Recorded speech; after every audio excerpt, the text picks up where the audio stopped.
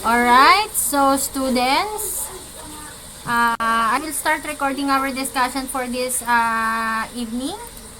Thank you so much for the following three who had attended my GMeet class for today.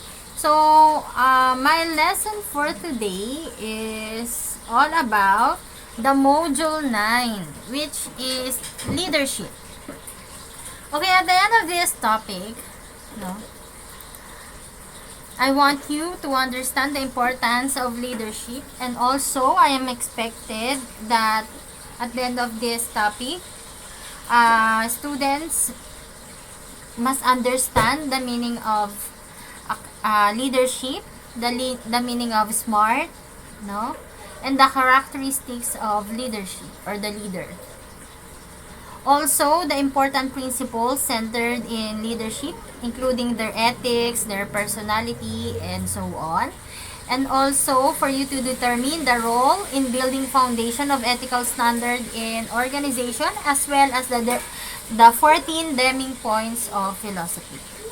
So, to begin with, no, I will start my discussion on total quality management.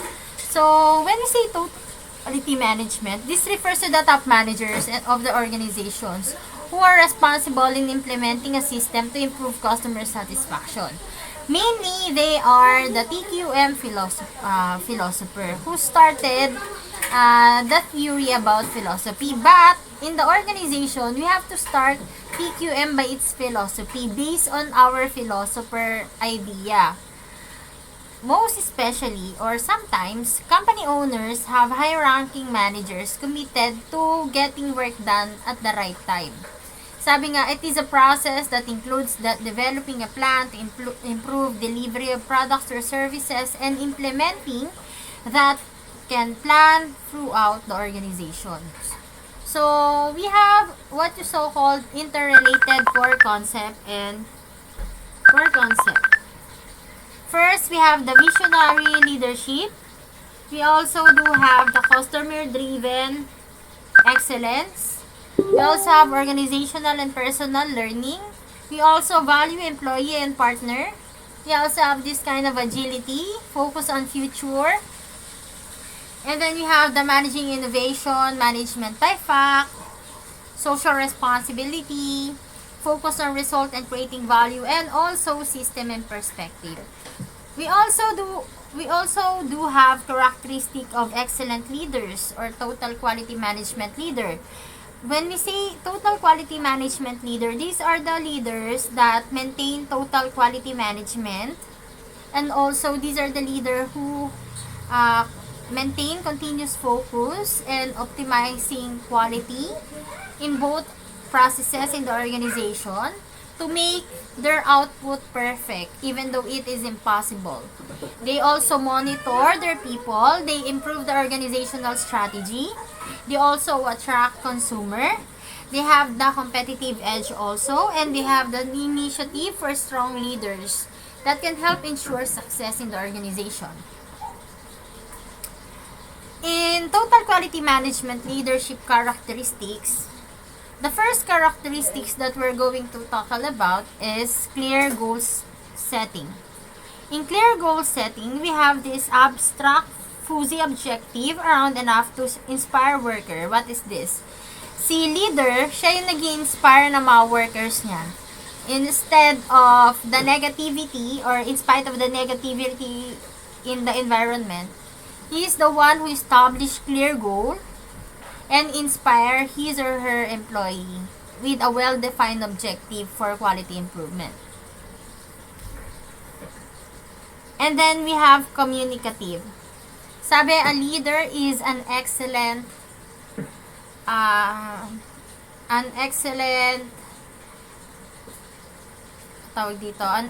leader who can communicate, no? Who can communicate and inspire others, who can motivate and discourage negative attractions in the organization. So, dapat magaling daw magsalita si leader. Lagi na daw kinakausap yung mga tao niya. Sabi din, a leader is also someone who is aggressive. She can always change status quo although it's quite difficult, he can always be an excellent leader while doing overall work in the organization. Diba? So, dapat aggressive siya sa trabaho niya. Kadalasan, si leader, magaling siyang mag-isip ng mga alternatives. Alright, wait lang Hello? Hello po, ito po yung sa howling. Ay, saglitan po, pinapunta ko po kayo doon, pero ang pagkakaalam ko, nag-agree tayo sa 1,700, hindi sa 2,000. Kasi yung agreement kanina, yung kinausap ko kayo, ang agreement kanina is 100 na hakot kayo, hindi lang isa o dalawang hakot.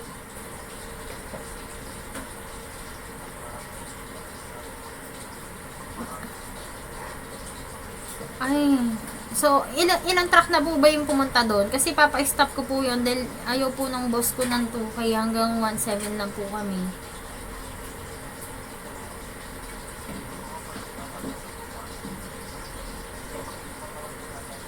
Pang-5? Kasi, sir, hanggang 1,700 lang po kami.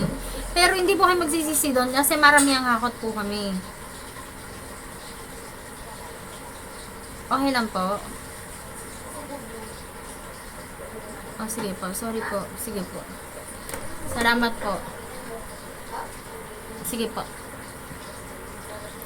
Okay, next, we have what we so-called deeply committed to change. Okay, when we say deeply committed to change, these are quality of leader, which means the management doesn't work for only few departments. The management is not focused on only few departments, but they are focused on the overall improvement. Hindi lang overall improvement, but rather self-improvement of every people involved in the organization. So, we're talking about the entire organization na ni-work on together natin. Nandito tayo sa stage na we are educating people and motivating people to be the best of what they are. Diba? Yung next is personally involved. So, sabi nga, excellent leaders are thick of teams. Working alongside with the followers to improve the organization, from designing training, education, protocol, to analyzing results in new initiative is somehow the best character that a certain leader must possess. Leader must personally involved to ensure high standards that are upheld to inspire followers to keep working hard. Next, we have the 7 habits of highly effective people. May libro ako neto and this is my favorite. Sabi nga daw, ang highly effective people daw ay proactive. Bakit proactive? Because he can take responsibility for reaction to experiences. He can take initiative, respond positively to improve the situation. So, lagi siyang positibo sa buhay. He is a person who never thought or think about the negative situation around him or her. Yung pangalawa, yung tinatawag nating begin with the end and end in the mind. Sabi nga, people or leaders who have this kind of characteristics is an effective people. Why? Because he envision what you want in the future. Ito yung mga nag-daydreaming na mga tao. So, meron silang daydreaming o meron silang plano na sa tingin nila kaya nilang ma-achieve sooner or later. As a manager, we are being trained to begin with the mind and end in the mind. We are being trained to envision something in the organization. We are being trained to envision plans. 'Di ba? Na in the future, it will become successful. Like for example, no, yung sa story ng Mang Inasal. Mang Inasal story about being famous in the environment of restaurants or delivering food for Filipinos is a vision lang. Kasi si Ed Garcia, mahilig kumain yun eh.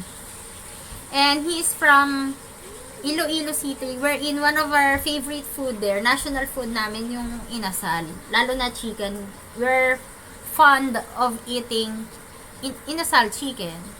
So, one of his vision is matalo nga yung Jollibee, because Jollibee is very famous. Alam naman natin yan. Nung tawag dito, nung ini-introduce niya yung Only Rice, doon nagkaroon ng step forward yung kanyang business until such time na yung may-ari mismo ng Jollibee, binili na siya. Binili na yung franchise ng mga inasal para hindi masira o hindi mawala sa market share o sa market ang Jollibee. Diba? That is how vision can do. Diba? Number 3. First thing first. So, sabi nga, priority should be given in the following order. We have the first quadrant. Urgent and important. We have the do. When we say do, this refers to important details in crisis. We have the quadrant 2 also. This refers to not urgent but important plan or long-term development. We also have quadrant 3. Urgent but not important or the delegate. These are distraction with deadlines.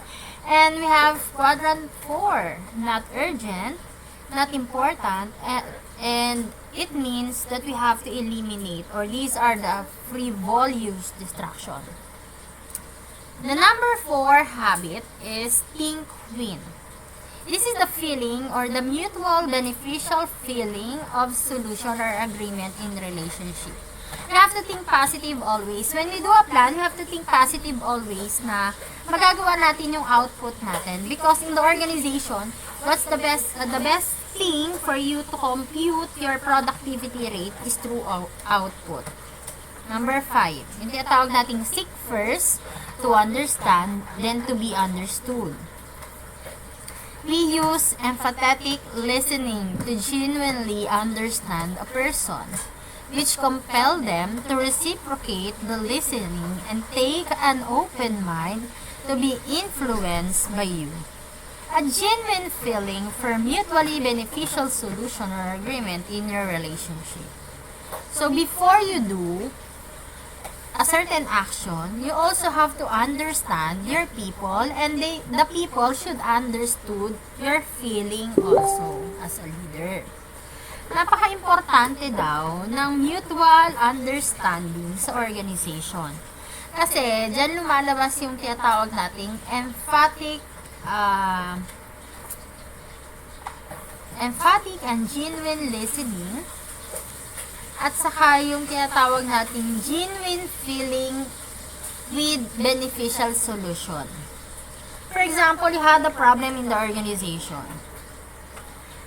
Pinakamabuti daw gawin is kausapin mo yung mga tao and then seek solution coming from them.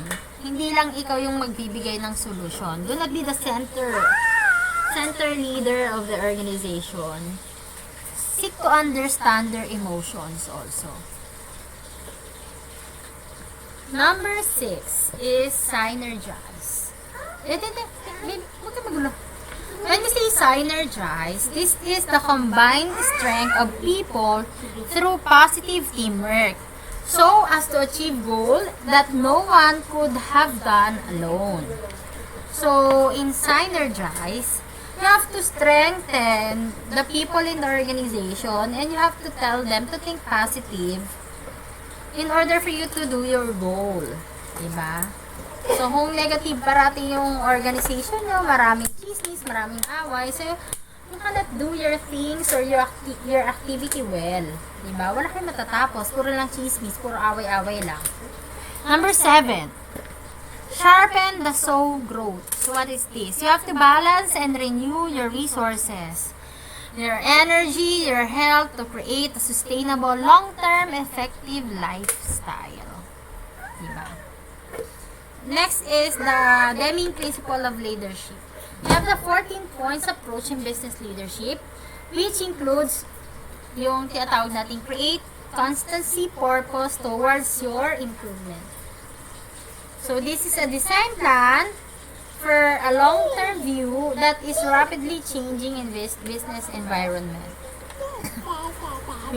We always have to look for a way in improving your business. You have to look away for improving your business. You have to take some sort of decisions, strategic vision in order for you to set up your plan and also in order for you to grow. Number 2, adopt new philosophy. A business improvement plan that sits in a desk drawer will not help drive a business forward. Deming urged businesses and owners to take responsibility. So if you are the owner, you don't have to sit down and relax, no, at your home. All you need to do is to take responsibility of everything because you are the leader of the business and also because you are the owner of the business. Number 3, cease dependency on inspection. Inspection only pick out fault once they have happened. They take up management time, hit moral of workforce, and cost money without leading the recognizable long-term improvement in quality. And then number 4, we have single supplier per item. It means constantly changing suppliers for particular item in your inventory. It is a need for you to change supplier also. If you don't feel the supplier anymore of your raw material, it's up to you to change, no? Most especially, you have to think that the basis of your chosen one is the price, diba? And also the quality. Number 5, to improve constantly, forever, and deliver on the top job training. So it means that there's always a room for some improvement. So for workforce, you have to innovate, you have to train your people to constantly improve forever.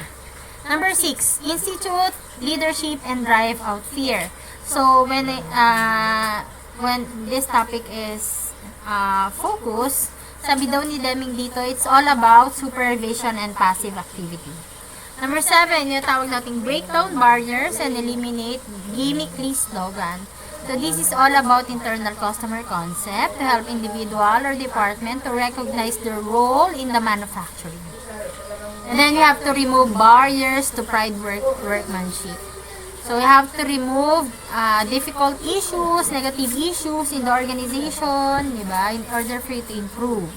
Number 9, institute and education and self-improvement. Learning in the organization is one way for you to develop. Learning in the organization is one way for you to motivate your people. It is important for you to build your strength. It is important for you to become adaptable in the changes of globally competitive business world. It is important for you to innovate also. Number 10, yung tinatawag nating transformation in every job. It is easy to pin responsibility to improve someone called quality management. It is important for you to execute and believe not only the members of the senior team but can implement change. So, sabi dito, personality, ethics, and characteristics. Character ethics is an idea that a person advance on the basis of their character. Sometimes, a character ethics depends on the changes within us, our personal fallback, our personal methods or techniques.